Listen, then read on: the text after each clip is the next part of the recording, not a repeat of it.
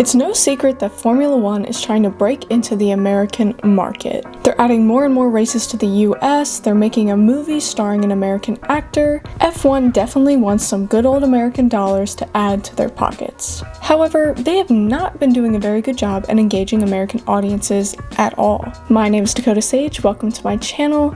Today I'm talking about F1's failed attempts at breaking into the American motorsport market.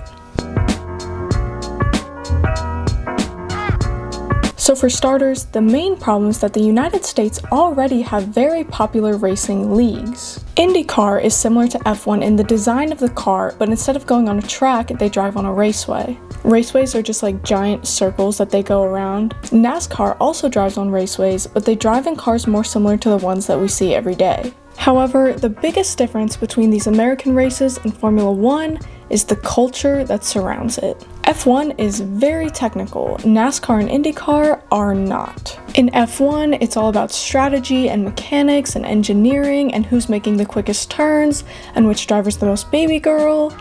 Watch my video link down below. But because Indy and NASCAR are on raceways, it's basically car go fast, beat car I don't like. They basically drive on straightaways, so conflict between the drivers is just based on physical performance instead of physical and tactical performance. And on top of all of that, American drivers are expected to hit each other, especially in NASCAR. And us Americans love that. There was a movie about NASCAR called Days of Thunder, and the guy literally says, if you're not rubbing, you're not racing. Yeah, well, the son of a bitch just slammed into me! No, he didn't slam into you, he didn't bump you, he didn't nudge you, he rubbed you.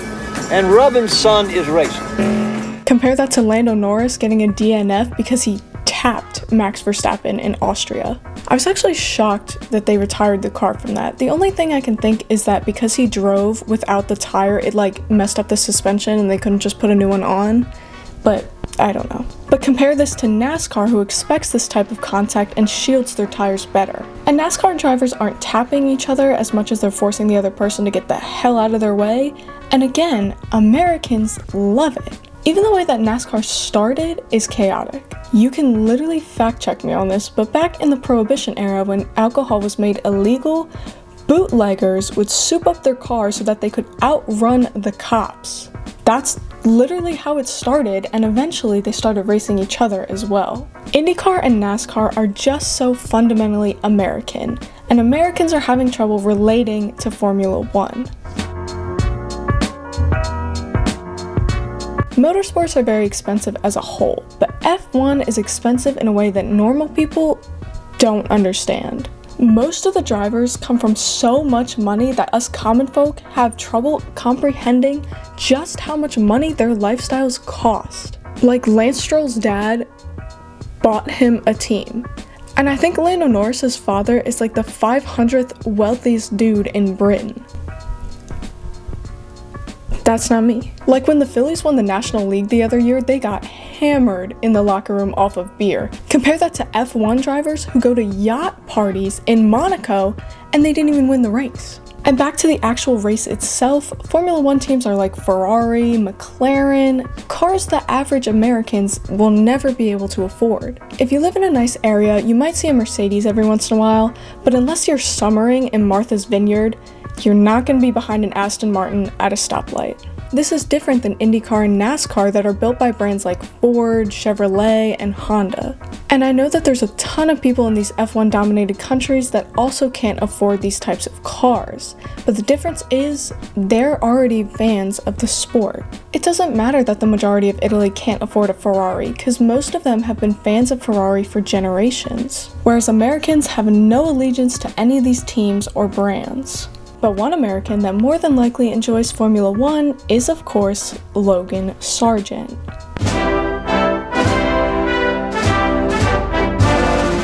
Sargent's had a rough F1 career. It's his second season, and he's only scored 1 point. Also, if you look at driver standings on the Formula One website, Ali Behrman is like in 14th place, and he only drove in 1 race. I feel like that's a little sad, guys. Anyway, Sargent entered F1 at just 22 years old, and it's obvious to me and a lot of other people that he just very simply wasn't ready yet. So why was he given a seat? Well, let's start with his biography on the Formula One website. The very first line says, Logan Sergeant became F1's first American driver in almost 8 years as he took the grid for the 2023 season, giving the country a home favorite to cheer for once more. As we know, F1 has been trying to appeal to more Americans, and having an American driver can go a long way. And Sargent is at the very least portrayed by the media as the good-looking, blonde, quintessentially American boy next door. Even his name sounds like he should be Captain America's sidekick. As a person, Logan Sergeant is very easy to sell to American audiences.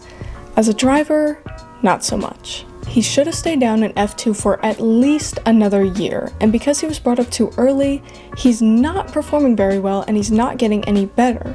Logan's gotta learn to walk before he can run, and right now he is surrounded by Olympic sprinters. F1 shot themselves in the foot with this because instead of letting him mature longer in the lower leagues and be competitive later, they brought him up as a marketing move, and now they can't sell a driver who isn't winning. Like, nobody watches the US men's soccer team not because people hate soccer, but because the team sucks. And now Sargent's supposedly signing with IndyCar anyway. But of course, as you can see, there are American F1 fans. A lot of Americans that are F1 fans actually come from other countries, or they have close relatives that immigrated here. So their parents and grandparents come from other places and bring their love of Formula One with them. Most of the other ones were either really rich to begin with, or they got involved by watching F1's greatest marketing tactic, Netflix's Drive to Survive. Americans love reality TV, especially dramatic TV. And F1 is kind of a dramatic sport in itself, but with a little editing magic, it becomes all the more interesting. Like the random beef that they kind of made up between Carlos Sainz and Lando Norris. And let's not pretend that Netflix didn't strategically place that picture of Carlos Sainz to try to engage a female audience. And I'm also not going to pretend that it didn't work a little bit. But one thing that I think that's hindering the American audience is that most Americans haven't found an identity with any of the teams. Like, my whole family is from Philadelphia, so I am completely invested in Philly sports. But with F1, myself and a lot of other Americans don't have any real reason to root for a specific team. A lot of people like certain drivers, but that's not the same as having a team that you always want to win, especially when drivers switch teams all the time. Maybe Formula One needs to make like a BuzzFeed quiz or something. That would definitely get the millennials mixed in. Sorry if you're a millennial, but it's true. Basically, I think that F1 should focus more on satisfying the audience that they already have instead of trying to capture an audience that they never will. But if they insist on continuing to pursue this American market, there is one thing that has been known to both bring in new audiences and satisfy returning fans. Make the experience more accessible, lower ticket prices, and stop blaming Max Verstappen on people not wanting to show up. It's a real tried and true method. But that's it for today, guys. Let me know your thoughts in the comments below, and as always, have a great rest of your day.